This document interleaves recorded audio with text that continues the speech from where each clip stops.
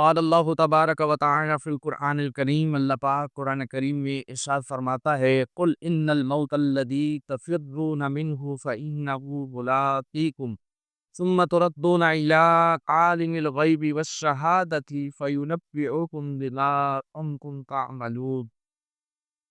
صدق اللہ العظیم و صدق رسولہ النبی الکریم صلی اللہ تعالی علیہ وآلہ وسلم۔ ترجمہ کنز عرفان۔ تم فرماؤ، بے شک وہ موت جس سے تم بھاگتے ہو، بس وہ تمہیں ضرور ملنے والی ہے، پھر تم اس کی طرف پھیرے جاؤ گے جو ہر غیر اور ظاہر کا جاننے والا ہے، پھر وہ تمہیں تمہارے اعمال بتا دے گا۔ پیارے میٹھے اسلامی بھائیوں، بنی اسرائیل جن کا ذکر قرآن کریم میں بار بار آیا ہے، قرآن کریم میں ان کے دو متضاد یعنی ان کے دو الٹ اعمال کا ذکر ہوا۔ ان کا یہ دعویٰ تھا کہ نحن ابناء اللہ و احباؤہ، یعنی بنی اسرائیل والے جو تھے وہ دعویٰ کرتے تھے کہ ہم اللہ پاک کے بیٹے ہیں اور اس کے پیارے ہیں۔ اب جو اللہ پاک کا پیارا ہو، جو اللہ پاک کا محبوب بندہ ہو، اس کے تو آخرت میں وارے نیارے ہوں گے، اس کے تو آخرت میں مزے ہوں گے، اسے تو جنت میں داخلہ نصیب ہوگا، سکون ہی سکون ہوگا، ہمیشہ کی زندگی ملے گی، نعمتیں ہی نعمتیں ملے گی، چین ہی چین ہوگا۔ لہٰذا ایسے بندے کو چاہیے تو وہ موت کا انتظار کرے کہ جلدی موت آئے، جلدی جنت میں جاؤ، اللہ پاک کی دی ہوئی نعمتوں سے جو ہے لطف اندوز ہو۔ تو پیارے اسلامی بھائیوں، ایک طرف تو یہ دعویٰ کرتے تھے کہ ہم اللہ پاک کے پیارے ہیں، جنت پکی ہماری ہے، مرتے ہی ہم سیدھے جنت میں چلے جائیں گے، مگر ان کا الٹ عمل جو تھا، دوسری طرف یہ تصویر کا دوسرا رخ جو تھا، اس میں یہ تھا کہ یہ دنیا سے اتنی محبت کرتے تھے، اتنی محبت کرتے تھے۔ اللہ پاک فرماتا ہے یود احدہم لو یعمر الف سنہ، اللہ پاک فرماتا ہے ایک گروہ تمنا کرتا ہے کہ کاش اسے 1000 سال کی زندگی دی جائے۔ یعنی ایک طرف تو یہ دعویٰ کرتے تھے کہ جنت جو ہے ہماری ہے، ہم اللہ پاک کے پیارے ہیں، اللہ پاک کے محبوب ہیں۔ اب ان کو چاہیے تھا کہ اس جنت کے لیے یہ کوشش کرتے، کوئی تگ و دو کرتے، کوئی محنت کرتے، لیکن نہیں۔ ایک طرف کہتے تھے کہ جنت ہماری ہے، اور دوسری طرف دنیا کی محبت اتنی تھی کہ تمنا کرتے تھے کہ ہزاروں سال ہم اسی دنیا کے اندر رہیں۔ تو یہ ان کا جو الٹ اعمال تھے، اس کے بارے میں آج پورا بیان ہے۔ فکر آورت سے ان جو دوری تھی اور دنیا سے محبت تھی کہ ہزاروں سال یہاں پہ رہنا چاہتے تھے، ان بنی اسرائیل کے متعلق اللہ پاک نے ارشاد فرمایا، قل، اللہ پاک نے فرمایا اے معبود صلی اللہ علیہ وآلہ وسلم، یہ بنی اسرائیل جو خود کو اللہ کا پیارا بھی کہتے ہیں اور موت سے ڈرتے بھی بہت ہیں، ان سے کہہ دیجئے، کیا کہنا ہے کہ ان الموت الذی تفرون منہ فإنہ ملاقیکم، کہ بے شک وہ موت جس سے تم دور بھاگتے ہو، بس وہ ضرور تمہیں ملنے والی ہے۔ یعنی تم چاہے جتنا مرضی بھاگ لو، جو مرضی کر لو، موت ملا کر آنی ہی آنی ہے۔ اچھا، یہ موت آ جانی ہے اس کے بعد بات ختم ہو گئی؟ نہیں، بالکل نہیں۔ موت آ گئی قصہ تمام ہو گیا؟ نہیں، ایسا نہیں۔ اصل قصہ تو موت آنے کے بعد شروع ہوتا، اصل قصہ موت آنے کے بعد شروع ہوگا۔ اللہ پاک نے فرمایا پیارے محبوب صلی اللہ علیہ وآلہ وسلم ان سے فرما دیجئے کہ ثم تردون الی عالم الغیب والشہادہ، کہ پھر تم اس کی طرف پھیرے جاؤ گے جو ہر غیب اور ظاہر کا جاننے والا ہے، اور پھر تمہیں تمہارے وہ اعمال بتا دے گا۔ یعنی آج جو مرضی تم کرتے پھرو، بہت جلد ہے موت آ کر تمہیں دبوچ لے گی، اور پھر وہ ہر ظاہر اور غیب جاننے والے رب قہار کے حضور میں تمہیں پیش کیا جائے گا، پھر وہ تمہیں تمہارے اعمال بتائے گا۔ پیارے اسلامی بھائیوں، اس آیت کریمہ میں ہمارے لیے بھی سبق ہے۔ موت آنی ہے، آنی ہے، آنی ہے، جان جانی ہے، بالکل جانی ہے، آج نہیں تو کل، کل نہیں تو آج، اس دنیا سے ہم نے جانے ہی جانا ہے۔ تو اللہ پاک نے صاف اعلان فرما دیا، کل نفس ذائقۃ الموت، کہ ہر جان موت کا مزہ چکھنے والی ہے۔ پیارے اسلامی بھائیوں، امام حسن بصری رحمۃ اللہ تعالیٰ علیہ ایک دفعہ ملک روم تشریف لے گئے، وہاں آپ نے کہنا ایک بڑا عجیب منظر دیکھا۔ کیا دیکھتے ہیں کہ جنگل میں ایک جگہ اعلیٰ قسم کے ریشمی کپڑے کا ایک خیمہ بنا ہوا ہے، اس خیمے کے گرد جو ہے فوجی وہ اسلحہ اٹھائے ہوئے کھڑے ہیں۔ ان فوجیوں نے اپنی زبان میں کچھ کہا اور چلے گئے۔ ان فوجیوں کے بعد تھوڑی دیر بعد اس ملک کے بڑے بڑے علماء، بڑے بڑے مشائخ، کئی رکھنے والے لوگ آئے، انہوں نے بھی کچھ اپنی زبان میں کہا اور چلے گئے۔ اس کے بعد ملک کے بڑے بڑے طبیب، بڑے بڑے ڈاکٹر، بڑے بڑے حکیم اس خیمے کے پاس آئے، وہاں کچھ کہا اور چلے گئے۔ اس کے بعد بادشاہ اور وزیر آئے، انہوں نے آگے سلامی پیش کی، کچھ کہا اور چلے گئے۔ تو امام حسن بصری رحمۃ اللہ تعالیٰ علیہ نے کسی سے پوچھا کہ یہ کیا معاملہ ہے؟ تو بتانے والے نے بتایا کہ بادشاہ کا ایک خوبصورت نوجوان بیٹا تھا، وہ فوت ہو گیا، تو آج اس کی وفات کا دن ہے، اور جب بھی اس کی وفات کا دن آتا ہے، اس کے وصال کا دن آتا ہے، تو اسی طرح لوگ آتے ہیں، سلام کرتے ہیں۔ سب سے پہلے فوجی آتے ہیں، اور فوجی آ کر کہتے ہیں کہ اے بادشاہ کے بیٹے، اگر جنگ کے ذریعے ہم موت کو ٹال سکتے تو ہم اپنی جان پہ کھیل کے تمہیں بچا لیتے۔ اس کے بعد ملک کے بڑے بڑے علماء، مشائخ، علم رکھنے والے لوگ آتے ہیں، وہ آ کر کہتے ہیں کہ اگر علم کے ذریعے موت کو ٹالا جا سکتا تو ہم تمہیں بچا لیتے۔ اس کے بعد ملک کے بڑے حکیم، بڑے طبیب، ڈاکٹر آتے ہیں، وہ آ کر کہتے ہیں کہ اے بادشاہ کے بیٹے، اگر موت کا کوئی علاج ہوتا تو ہم اس کا علاج کر کے تمہیں بچا لیتے۔ اور اس کے بعد پھر جو ہے بادشاہ اور وزیر آتے ہیں، وہ آ کر کہتے ہیں ہم نے تمہیں بچانے کی بہت کوشش کی، پیسہ، دولت، منصب، مرتبہ سب کچھ تھا ہمارے پاس، بڑی کوشش کی ہے، لیکن موت کو کون ٹال سکتا ہے؟ موت آ گئی، آئندہ سال تک ہمارا تم پر سلام ہو۔ تو امام حسن بصری رحمۃ اللہ تعالیٰ علیہ نے جب یہ بات سنی، یہ معاملہ سنا، تو آپ نے پکی نیت کر لی کہ اب زندگی بھر میں کبھی ہنسوں گا نہیں، اور فکر آخرت میں ہمیشہ مصروف رہوں گا۔ وہ ہے عیش و عشرت کا کوئی محل بھی، جہاں طاعت میں ہر گھڑی ہو اجل بھی۔ یعنی وہ محل کیسے عیش و عشرت کا سبب بن سکتا ہے، جہاں موت ہر وقت ٹک ٹکی باندھ کر ہمیں دیکھ رہی ہو، ہمارا پیچھا کر رہی ہو۔ وہ ہے عیش و عشرت کا کوئی محل بھی، جہاں طاعت میں ہر گھڑی ہو اجل بھی۔ بس اب اپنے اس جہل سے تو نکل بھی، یہ جینے کا انداز اپنا بدل بھی۔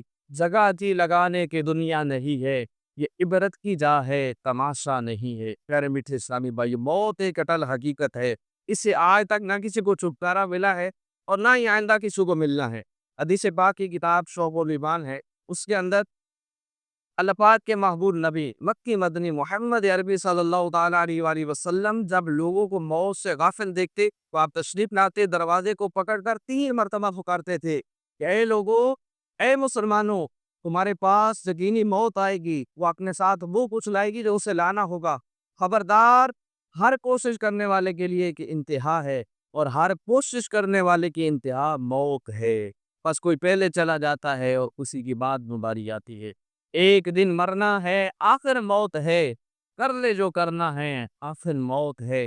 یاد رکھ ہر آن آخر موت ہے، بن تو مت انجان، آخر موت ہے۔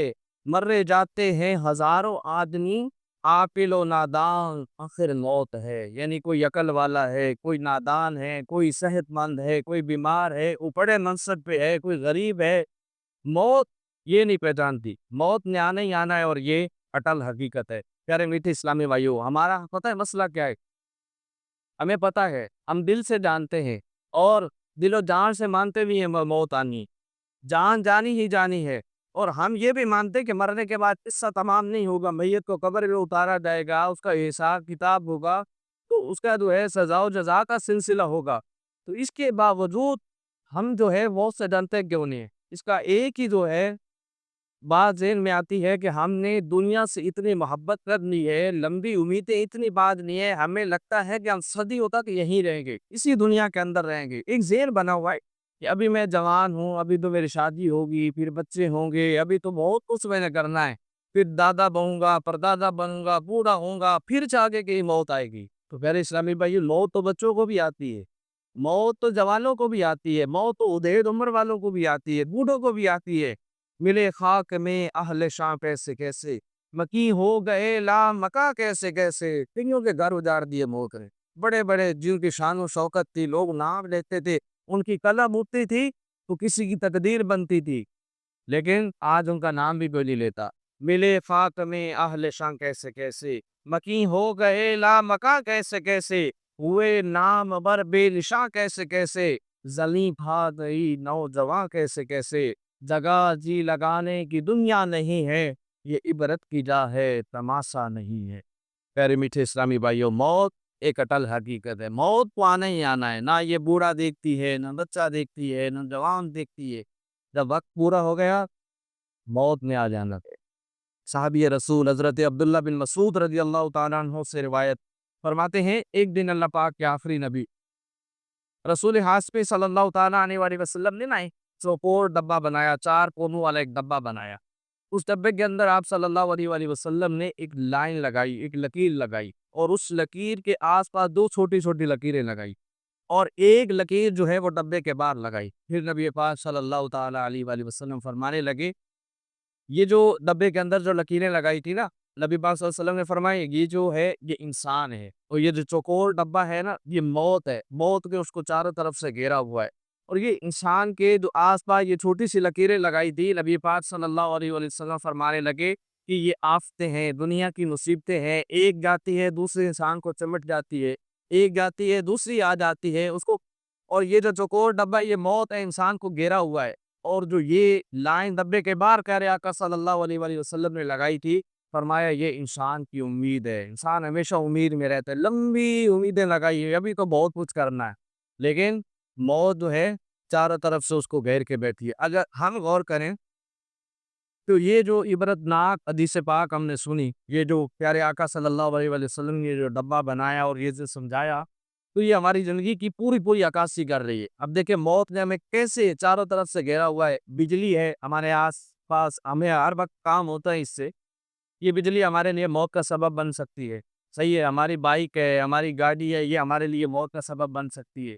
اسی لیے پوری زندگی بندہ کما کما کر ایک چار دیواری، ایک چھت کی تلاش میں رہتا ہے کہ اپنا گھر ہو، یہ ہو، کیا پتا چھت گرے اس کے نیچے بندہ آ کے مر جائے، یہ ہمارے لیے موت کا سبب ہے۔ کبھی بیماری آ جاتی ہے، کبھی تندرستی آ جاتی ہے، کبھی کچھ، چاروں طرف سے ہمیں جو ہے موت میں گھیرا ہوا ہے۔ کبھی کمانے کی فکر ہے، کبھی جو ہے کھانے کی فکر ہے، ہم ہزار قسم کی جو فکروں میں، ہزار قسم کے مسائل میں، ہزار قسم کی مصیبتوں میں ہر وقت گھرے رہتے ہیں، جبکہ ہماری امیدیں دیکھیں جیسے ہم نے مرنا ہی نہیں ہے، سالوں سال ہم نے دنیا کے اندر رہنا ہے، ہمیں یہ نہیں معلوم کہ کل کا سورج دیکھے ہم دیکھ پائیں گے یا نہیں دیکھ پائیں گے، لیکن امید وہ 100 سال کی پلاننگ ہم نے کی ہوئی ہے، تو خواب ہم نے لمبے لمبے دیکھ رکھے ہیں۔ پیارے اسلامی بھائیوں، کیا پتا آج کا جو ہے شام، آج کی شام بھی ہمیں نصیب ہوگی یا نہیں ہوگی۔ پھر اگر یہ جو خواب ہم دیکھتے ہیں اگر یہ پورے ہو بھی گئے تو تب بھی موت تو آنی ہے نا، موت تو نہیں ٹلے گی، قبر میں تو ہم نے اترنا ہی ہے، روز قیامت بارگاہ الہی میں پیش ہم نے ہونا ہی ہونا ہے، مگر افسوس کہ قبر کی، قیامت کی ہمارے پاس کوئی پلاننگ موجود نہیں۔ 100 سال کی تو ہم نے کر کے رکھی، آگے کیا کرنا ہے، بچوں کا فیوچر سکیور کیسے کرنا ہے سب پتا، لیکن قبر میں جائیں گے تو کیا ہوگا، منکر نکیر کے سوالوں کے جواب دے پائیں گے کہ نہیں دے پائیں گے؟ قیامت والے دن جب نماز کا سوال کیا جائے گا، پہلا جواب دے پائیں گے؟ بندوں کے حقوق کھائے ہیں، جواب دے پائیں گے؟ دل کا آزاری کی لوگوں کی جواب دے پائیں گے؟ دل توڑے لوگوں کے جواب دے پائیں گے؟ اس کی کسی کے پاس کوئی پلاننگ نہیں ہے۔ ایک اور حدیث بات سنیے اور دیکھیے کہ ہمارے آقا مکی مدنی مصطفیٰ صلی اللہ تعالیٰ علیہ وسلم نے ہمیں کیسے کیسے سمجھایا ہے، اور کسی طرح ہم بات سمجھ جائیں، اتنے آسان انداز سے پیارے آقا صلی اللہ علیہ وآلہ وسلم ہمیں جو ہے وہ سکھا رہے ہیں۔ آخری نبی رسول ہاشمی صلی اللہ تعالیٰ علیہ وآلہ وسلم نے ارشاد فرمایا، اس دنیا کی مثال ایک کپڑے جیسی ہے، اور کپڑا بھی وہ جو شروع سے آخر تک کٹا ہوا ہے، اور پھر فرمایا بس آخر میں ایک دھاگے کے ساتھ اٹکا ہوا ہے، پھر قریب ہے کہ یہ دھاگا بھی ٹوٹ جائے گا۔ تو کسی شاعر نے بڑی خوبصورت یہاں پہ عکاسی کی اس کی، ایک حدیث پاک کی، کہ شاعر کہتا ہے کہ ایک یہ جہاں ایک وہ جہاں، دونوں جہاں کے درمیاں اے فاصلہ ایک سانس کا، اگر آ گئی تو یہ جہاں، اگر رک گئی تو وہ جہاں۔ صحیح، ہم سانس لیتے ہیں نا اندر باہر، جب ہمارا سانس جاتا ہے، اگر سانس آ جائے تو سمجھو کہ ہم زندہ ہیں، سانس رک گئی سمجھو کہ ہم دنیا سے چلے گئے۔ تو پیاری دیکھے اسلامی بھائیوں، یہ صرف ایک ڈوری ہی تو ہے، کمزور سی ڈوری، مختصر سی ڈوری، چند منٹ آکسیجن نہ ملے تو سانس رکنے لگتی ہے، سانس جو ہے وہ اٹک جاتی ہے، دم گھٹ جاتا ہے، بس یہ ڈوری ٹوٹنے کی دیر ہے، بندہ دنیا سے رخصت ہو جاتا۔ تو دنیا کی یہی حقیقت ہے۔ صحابی بن صحابی حضرت عبداللہ بن عمر رضی اللہ تعالیٰ عنہما فرماتے ہیں، اللہ پاک کے آخری نبی رسول ہاشمی صلی اللہ علیہ وآلہ وسلم نے ایک دن مجھے کندھے سے پکڑ کر فرمایا، اے عبداللہ بن عمر، دنیا میں ایسے رہو جیسے کوئی اجنبی رہتا ہے، ایسے جیسے مسافر ہو، اور اپنے آپ کو مردوں میں شمار کیا کرو۔ حضرت مجاہد رحمۃ اللہ تعالیٰ علیہ فرماتے ہیں، حضرت عبداللہ بن عمر رضی اللہ تعالیٰ عنہما نے مجھے فرمایا، اے مجاہد، صبح کرو تو شام کے متعلق مت سوچا کرو، اور شام ہو جائے تو صبح کے متعلق مت سوچا کرو۔ اے اللہ کے بندے، بے شک تم نہیں جانتے کہ کل تمہارا نام کیا ہوگا، یعنی تم زندوں میں شمار کیا جاؤ گے یا مردوں میں شمار ہوگے۔ پیارے میٹھے اسلامی بھائیو، افسوس ہمیں دنیاوی مستقبل کی فکر تو ستاتی ہے، مگر آخرت کی فکر کسی کو نہیں ہے۔ کہاں کا مستقبل، مستقبل کی دور کی بات ہے، کل کس نے دیکھنی ہے؟ بلکہ حقیقت تو یہ ہے کہ ہمیں اگلی سانس تک بھی علم نہیں ہے کہ آئے گی یا نہیں آئے گی۔ صحابی رسول حضرت ابو سعید خدری رضی اللہ تعالیٰ عنہ فرماتے ہیں، ایک مرتبہ صحابی ابن صحابی حضرت اسامہ بن زید رضی اللہ تعالیٰ عنہما نے ایک ماہ کے 1 مہینے کے ادھار پہ کوئی چیز خرید لی۔ اس پر اللہ پاک کے آخری نبی صلی اللہ تعالیٰ علیہ وآلہ وسلم نے تنبیہ کرتے ہوئے فرمایا، کیا تمہیں اسامہ پر تعجب نہیں ہوا کہ یہ 1 مہینے کے ادھار پر چیز خرید رہے ہیں؟ 1 مہینے کے ادھار پر اسامہ نے لمبی امید لگا لی، 1 مہینے کی انہوں نے چیز خریدی 1 مہینے کے ادھار پر۔ تو اللہ پاک کے نبی فرما رہے ہیں، تنبیہ لوگوں کو فرما رہے ہیں کہ تعجب نہیں ہوتا اس کی بات پر کہ 1 مہینے کی امید پر چیز خرید لی۔ اس ذات کی قسم جس کے قبضہ قدرت میں میری جان ہے، میں اپنی آنکھ کھولتا ہوں تو گمان ہوتا ہے کہ دوبارہ آنکھ بند کرنے سے پہلے میری روح قبض کر لی جائے گی۔ یہ کون فرما رہا ہے؟ اللہ کے نبی فرما رہا۔ اور جب میں کوئی ڈگما منہ میں ڈالتا ہوں تو گمان ہوتا ہے کہ اسے چبا بھی نہیں پاؤں گا، اس سے پہلے موت مجھے آ جائے گی۔ پھر فرمایا، اے اولاد آدم، آدم کی اولاد، اگر تم عقل رکھتے ہو تو خود کو ملکوں میں شمار کرو۔ یہ اللہ پاک کے نبی فرما رہے۔ پیارے میٹھے اسلامی بھائیو، نبی پاک صلی اللہ علیہ وآلہ وسلم کی سیرت کا کتنا حسین پہلو ہے۔ ہمارے آقا مولا مکی مدنی مصطفیٰ صلی اللہ علیہ وآلہ وسلم موت کو ہر وقت سامنے رکھا کرتے تھے۔ حالانکہ آپ صلی اللہ علیہ وآلہ وسلم کو وحی کے ذریعے یقینی طور پر پتا تھا کہ آپ نے کب دنیا سے جانا ہے، دین مکمل ہوگا، پھر آگے دنیا سے رخصتی ہوگی۔ اس کے باوجود آپ صلی اللہ علیہ وآلہ وسلم موت کو ہمیشہ سامنے رکھتے تھے۔ یقیناً یہ ہم غلاموں کی تعلیم کے لیے تھا، ورنہ آپ صلی اللہ تعالیٰ علیہ وآلہ وسلم تو مالک جنت ہے، شافع محشر ہیں۔ آپ صلی اللہ تعالیٰ علیہ وسلم کی شفاعت سے تو اسی جنت میں جائیں گے۔ آپ صلی اللہ علیہ وآلہ وسلم اللہ پاک کے اللہ پاک نے آپ سے مقام محمود کا وعدہ فرمایا۔ آپ صلی اللہ علیہ وسلم کی دنیا سے رخصتی سے پہلے اللہ پاک نے آپ کو اختیار دیا کہ محبوب صلی اللہ علیہ وسلم دنیا میں کیا آنا چاہیں تو آپ کی مرضی، اور اگر ہمارے پاس آنا چاہیں تو آ جائیں۔ ویسے بھی جو نبی ہوتے ہیں، انبیاء کرام علیہ السلام ہوتے ہیں، ان پر موت صرف ایک لمحے بھر کی آتی ہے۔ ہمارے آقا و مولا مکی مدنی مصطفیٰ صلی اللہ تعالیٰ علیہ وآلہ وسلم اللہ پاک کی عطا سے اب بھی اپنے مزار اقدس میں دنیاوی زندگی کے ساتھ زندہ ہیں۔ تو زندہ ہے واللہ، تو زندہ ہے واللہ، میرے جسم عالم سے چھپ جانے والے، ہماری آنکھوں سے وہ چھپ گئے، وہ زندہ ہیں اللہ پاک کی عطا سے۔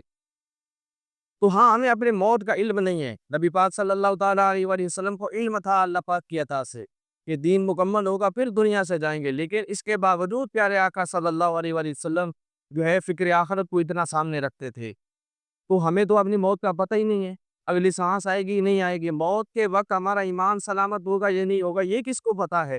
روز قیامت اللہ پاک کی رحمت نصیب ہوگی یا نہیں ہوگی، ہماری قبر جو ہے وہ جنت کا باغ بنے گی یا جہنم کا گڑھا بنے گی، کس کو پتہ ہے؟ پیارے اسلامی بھائیوں، پیارے آقا رسول خدا احمد مجتبیٰ صلی اللہ علیہ وآلہ وسلم کی شفاعت ہم حاصل کر پائیں گے یا گناہوں کے جرم میں جہنم میں دھکیل دیے جائیں گے، کس کو پتہ ہے؟ پل صراط سے ہم جو ہے سلامتی کے ساتھ گزر پائیں گے یا گر کے جہنم میں چلے جائیں گے، ہم نہیں جانتے۔ مگر افسوس کہ ہمیں موت کی یاد نہیں رہتی۔ آگاہ اپنی موت سے کوئی بشر نہیں، سامان 100 برس کا ہے، پل کی خبر نہیں۔ پیارے میٹھے اسلامی بھائیوں، کاش ہم موت کو یاد رکھنے والے بن جائیں۔ صحابی رسول حضرت عمار بن یاسر رضی اللہ تعالیٰ عنہما فرماتے ہیں، محبوب خدا صلی اللہ تعالیٰ علیہ وآلہ وسلم نے فرمایا، کفا بالموت وعیدن، یعنی نصیحت کے لیے موت ہی کافی ہے۔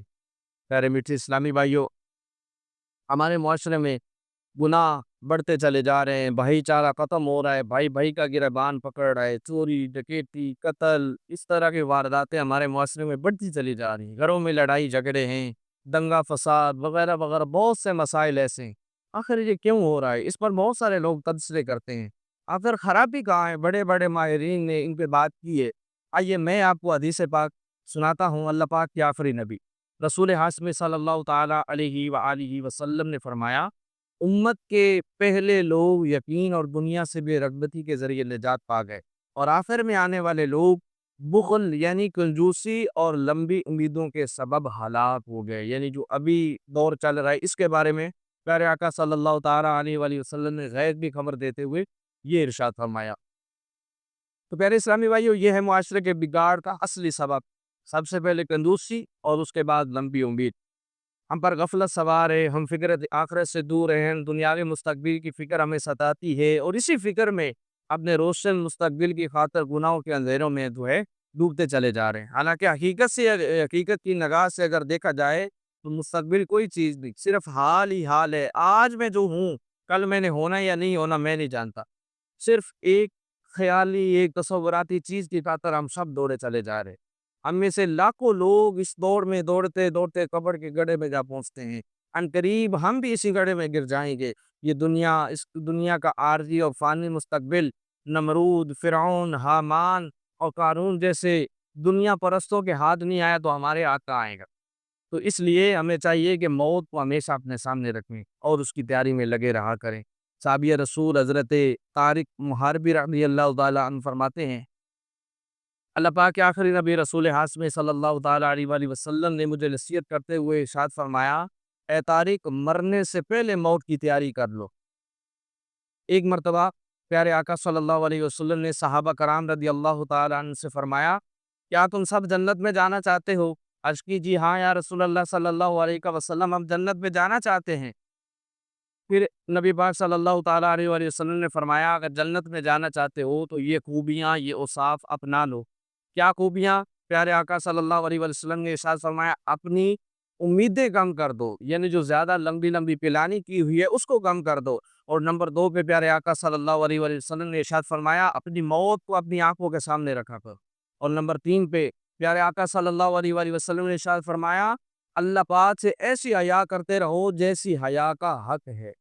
پیارے میٹھے اسلامی بھائیوں، نیک بننے کے لیے، جنت میں جانے کے لیے نبی پاک صلی اللہ تعالیٰ علیہ وآلہ وسلم نے یہ جو 3 نسخے دیے، یہ بہت ضروری ہیں۔ اگر ہم ان پر عمل کریں گے تو انشاءاللہ الکریم ہم جنت میں چلے جائیں گے۔ پہلا نسخہ پیارے آقا صلی اللہ علیہ وسلم نے ارشاد فرمایا، اپنی امیدیں کام کر لو، یعنی زیادہ لمبی پلاننگ مت کیا کرو۔ کل کیا ہوگا، پرسوں کیا ہوگا، بڑھاپا کیسے گزرے گا، بچوں کا کیا بنے گا، اس طرح کی جو فکریں ہیں ان کو چھوڑ دو۔ ان فکروں سے کچھ نہیں ہونے والا، ہونا وہی ہے جو اللہ پاک چاہتا ہے۔ اس لیے اپنے آج کو اچھا کر لیجئے، مستقبل خود بخود اچھا ہو جائے گا۔ تو پیارے میٹھے اسلامی بھائیو، واقعی سچی بات ہے۔ ہم ذرا غور کریں، اگر ہم میں سے کسی کو بتا دیا جائے کہ آج تمہاری زندگی کا آخری دن ہے، تو وہ آخری دن جو ہے وہ کیسے گزارے گا؟ ایک مسلمان اپنی زندگی کا آخری دن کیسے گزارے گا؟ کیا وہ فلمیں ڈرامے دیکھ کے اس کو گزارے گا؟ کیا وہ چغلی کر کے اس دن کو گزارے گا؟ غیبت کر کے وہ گزارے گا؟ کسی کی دل آزاری کر کے گزارے گا؟ کسی کا دل دکھا کر وہ گزارے گا؟ نہیں پیارے اسلامی بھائی کو، اگر کسی کو پتہ چل جائے کہ آج میرا آخری دن ہے، وہ اس دن کو ایک مسلمان ہونے کے ناطے نیکیوں میں گزارے گا، نمازیں پڑھے گا، درود و سلام پڑھے گا، جتنا ہو سکے تلاوت قرآن کرے گا، زیادہ سے زیادہ درود شریف پڑھے گا، توبہ کرے گا، بندوں کے اگر اس نے حقوق جو ہے تلف کیے تو ان سے معافی تلافی کرے گا۔ تو پیارے اسلامی بھائیوں، جہاں تک ہو سکے گا وہ بندہ اپنی زندگی کا وہ آخری دن نیکیوں میں گزارنے کی کوشش کرے گا۔ پتہ چلا کہ ہمارا وہ دن جس کی شام تک زندہ رہنے کی ہمیں امید نہ ہو، ہم وہ دن گناہوں سے بچ کر نیکیوں میں گزاریں گے، تو لہٰذا اس سے فائدہ مند دن اور کون سا ہو سکتا ہے؟ کتنا فائدہ مند دن ہو سکتا ہے؟ تو ہمیں اپنے کسی دن کا پتہ نہیں ہے یہ ہمارا آخری دن ہے، تو ہر دن کو آخری دن سمجھ کے گزارنا چاہیے، ہر کام کو آخری کام سمجھ کے کرنا چاہیے۔ پیارے اسلامی بھائیوں، جنت میں جانے کا دوسرا نسخہ پیارے آقا صلی اللہ علیہ وآلہ وسلم نے ارشاد فرمایا کہ اپنی موت کو ہمیشہ اپنی آنکھوں کے سامنے رکھنا۔ یہ بڑا کمال کا نسخہ ہے۔ ہمیں چاہیے کہ وقتاً فوقتاً موت کو یاد کرتے رہا کریں۔ اگر ہو سکے تو قبرستان جایا کریں، وہاں جا کے ان کی جو نام ہوتے ہیں قبروں کے نام تختے پڑھا کریں، اس سے بھی جو ہے فکر آخرت پیدا ہوتی ہے۔ اور وہاں جا کے سوچا کریں، قبرستان میں جا کے سوچا کریں کہ جس طرح یہ ان کے کبھی نام ہوا کرتے تھے، یہ اگر یہاں آ گئے تو میں نے بھی یہیں آنا ہے۔ تو اس سے فکر آخرت جو ہے وہ پیدا ہوتی ہے، گناہوں سے بچنے کا ذہن بنتا ہے۔ پیارے میٹھے اسلامی بھائیوں، تیسرا نسخہ پیارے آقا صلی اللہ علیہ وآلہ وسلم نے جنت میں جانے کا جو دیا، وہ یہ تھا کہ اللہ پاک سے ایسی حیا کرو جیسے حیا کرنے کا حق ہے۔ یہ بھی بڑی پیاری نصیحت ہے۔ مثال کے طور پہ بندہ جھوٹ بول رہا ہو تو بندہ جو ہے نا کیا وہ چاہے گا کہ اگلے بندے سے جس سے میں جھوٹ بول رہا ہوں اس کو پتہ چل جائے کہ میں جھوٹ بول رہا ہوں. اگر اس کو پتہ چل گیا تو بندہ تو شرمندہ ہو جائے گا, اس کی تو عزت کی دھجیاں اڑ جائیں گی.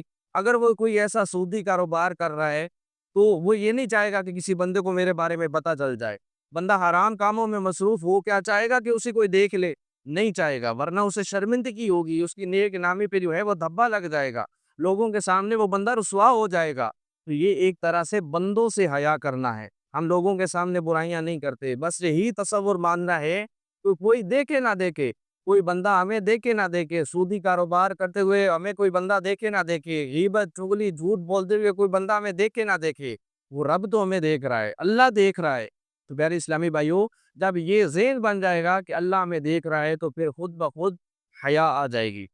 پیارے میٹھے اسلامی بھائیوں, جب ہم لوگوں کی نافرمانی نہیں کر رہے پھر بھی لوگوں سے شرماتے ہیں, تو جس کی نافرمانی کرتے ہیں اس سے کیوں نہیں شرماتے؟ شرمانا چاہیے. صحیح ہے, جھوٹ بول رہے ہیں, غیبت کر رہے ہیں, چغلی کر رہے ہیں, کسی کی دل آزاری کر رہے ہیں, کسی کا دل توڑ رہے ہیں, کسی کا حق مار رہے ہیں, شرمانا چاہیے, اللہ پاک سے حیا کرنی چاہیے. تیسرا نسخہ جو پیارے آقا صلی اللہ علیہ وآلہ وسلم نے جنت میں جانے کا دیا وہ یہی دیا کہ اللہ پاک سے ایسے حیا کرو جیسے حیا کرنے کا حق ہے. تو اس حوالے سے پیارے آقا صلی اللہ علیہ وآلہ وسلم کی ایک بہت ہی پیاری نصیحت سنیے. اللہ پاک کے نبی محمد عربی صلی اللہ تعالیٰ علیہ وآلہ وسلم ارشاد فرماتے ہیں, اللہ پاک سے ایسے حیا کرو جیسے اپنے خاندان میں باروب شخص سے حیا کرتے ہو. ایسا ہوتا ہے نا کہ بندہ غلط کام کر رہا ہو, اوپر سے ابو آ جائیں, اوپر سے والد صاحب آ جائیں, تو بندہ کیا کرتا ہے؟ اپنے آپ کو چھپانے کی کوشش کرتا ہے, اپنے آپ کو سیٹ کرنے کی کوشش کرتا ہے, غلط کام چھوڑ کے جلدی سے سیٹ ہونے کی کوشش کرتا ہے. تو نوجوان جلدی سے جو ہے موبائل بند کر لیتے ہیں جب ان کے والدین آ جاتے ہیں کہ کچھ غلط دیکھ رہے ہوں, تو یہ ان کی حیا ہے, یہ اپنے والد کی حیا ہے. کوئی مطلب معزز بندہ آ جائے, امام صاحب آ جائیں, کوئی مطلب قاری صاحب آ جائے, تو بندہ تھوڑی سی حیا کرتا ہے کہ یار ایسا کام نہیں کرنا چاہیے, گانے سن رہے تو بند کر دیتا ہے. تو یہ حیا کرتا ہے, یہ بندوں کی حیا ہے. پیارے اسلامی بھائیوں, اللہ پاک کے نبی فرماتے ہیں کہ اللہ پاک سے ایسی حیا کرنی چاہیے کہ جیسے اپنے خاندان میں روب والے شخص سے حیا کرتے ہو. یعنی ابو سے بندہ ڈرتا ہے, گھر والوں سے ڈرتا ہے, امام صاحب سے تھوڑی شرم محسوس ہوتی ہے, تو اللہ پاک سے بھی ایسے ہی حیا کرنی چاہیے. جب بھی کوئی کام غلط کرنے لگے تو پہلے سوچنا چاہیے اللہ پاک مجھے دیکھ رہا ہے. جب یہ ذہن بن جائے گا تو انشاءاللہ الکریم دنیا کے ساتھ ساتھ آخرت بھی سنور جائے گی. پیارے میٹھے اسلامی بھائیو, الحمدللہ بہت ہی عزتوں والا, عظمتوں والا, برکتوں والا مہینہ شعبان شریف بھی تشریف لا چکا ہے. بہت ہی برکتوں والا مہینہ ہے. طیب و طاہر نبی رسول ہاشمی صلی اللہ تعالیٰ علیہ وآلہ وسلم نے فرمایا, شعبان پاک کرنے والا ہے اور رمضان کفارہ ہے. الحمدللہ یہ پاک مہینہ پاک کرنے والا ہے. کاش ہم اس مہینے میں پاک ہو جائیں, خوب توبہ کریں, گناہوں سے نفرت کریں, نیکیوں سے محبت کریں, پچھلے گناہوں سے توبہ کریں اور موت کی تیاری میں مصروف ہو جائیں. پیارے میٹھے اسلامی بھائیوں, ہر جمعے کو ایک مسئلہ بیان کیا جاتا ہے. آج کا جو مسئلہ ہے وہ بھی بہت اہم ہے کہ پاکستان میں کئی علاقوں میں اس وقت جو ہے سردی کا موسم جاری ہے. عموماً مسجدوں میں گیس ہیٹر جو ہیں وہ جلائے جاتے ہیں. عام طور پر ہیٹر جلانے کے لیے ماچس استعمال کی جاتی ہے.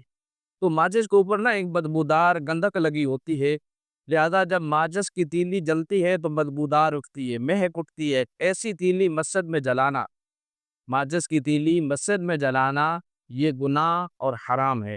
لہذا مسجد کے اندر ماچس کی تیلی جلانے سے پرہیز کرنا چاہیے. اب ہیٹر جلانا کیسے ہے, اس کے کچھ حل ہیں. اس کا حل یہ ہو سکتا ہے کہ الیکٹرک لائٹر جو ہے وہ استعمال کیا جائے, یا پھر ہیٹر کو اٹھا کر فنائے مسجد میں لے جائے, مسجد سے باہر لے جا کر اس کو جو ہے وہ آن کر کے پھر بندہ اندر لا سکتا ہے. یا پھر ماچس کی تیلی جو ہے اس کو مسجد کے باہر سلگا دیجئے, اور جب تک اس کی بدبو ختم نہیں ہوتی, بدبو ختم ہو جائے تو اس کو پھر لا کر استعمال کر سکتے ہیں, تب بھی مسجد میں لا سکتے ہیں. تو ویسے ماچس کی تیلی جو ہے مسجد میں جلانا یہ گناہ اور حرام کام ہے. اللہ پاک ہمیں اس سے بچنے کی توفیق عطا فرمائے. اللہ پاک ہمیں درست اسلامی احکام سیکھنے کی توفیق عطا فرمائے, ان پر عمل کرنے کی توفیق عطا فرمائے. آمین بجائے فاطم النبیین صلی اللہ تعالی علیہ وآلہ وسلم.